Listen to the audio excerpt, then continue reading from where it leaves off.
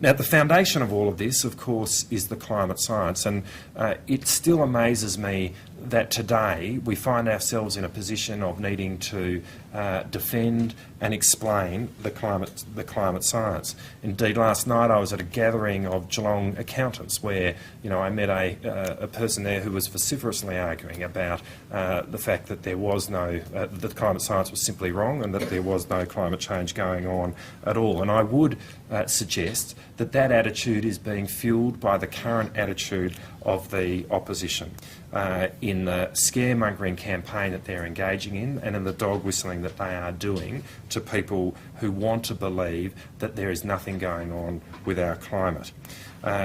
We didn't see for the first time that the Earth was round until we went into space. But for hundreds of years prior to that, the science made it clear that the Earth was round. And really, to be in a position now where you seek to deny the need for action in relation to climate change is a little akin to people in those times declaring that the Earth remains flat. In essence, the climate science to me is reasonably simple. And there are three propositions which actually are not contested by scientists at all. The first is that right now we have unprecedented levels of carbon dioxide within our atmosphere and that we are putting unprecedented levels of carbon dioxide into our atmosphere. Right now the concentration of CO2 in the atmosphere is about 390 parts per million. In the 1830s, prior to the Industrial Revolution, that figure was around 280 parts per million. Ice core samples, which can be readily tested, which take that timeline back 800,000 years, indicate that during that time frame the levels of CO2 in the atmosphere have varied between about 180 and 300 parts per million. And so we know that at least over that time frame we have an unprecedented situation, and that is the level, the concentration of CO2 within our atmosphere. That's the first thing, and it's not really a fact which is contested by anyone. The second is that because of that fact, scientists have been out there modelling really for the last 30 years what that means. What does it mean that we've got an unprecedented level of CO2 within our atmosphere? And the preponderance of those models show that it will likely give rise to climate change, to an increase in temperatures, to a rising of sea levels. That is the preponderance of the models is, again, not something which is contested. There will be people who have models which are the exception rather than the majority who say my model doesn't show that, but the fact that the majority of models are showing that, again, is not a contested proposition.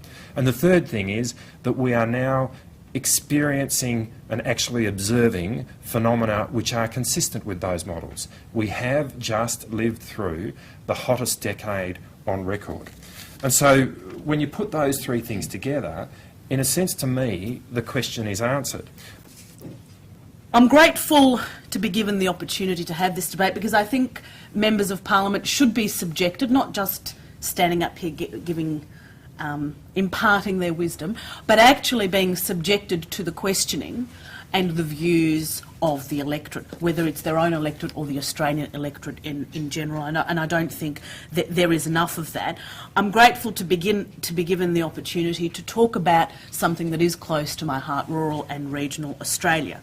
Sadly, it's not as edifying to be speaking about something like the carbon tax, because not only is it pointless, but it's actually going to, I believe, increase our emissions worldwide and cause extraordinary destruction on the Australian economy.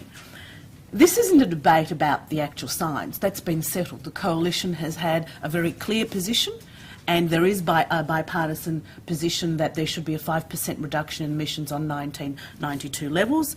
We just don't think the best way of doing that is through a tax.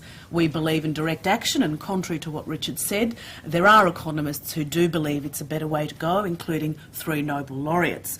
We believe that we should have investment in more trees, better soils and smarter technology, and through that we will be able to reduce our emissions up to the 5% agreed level.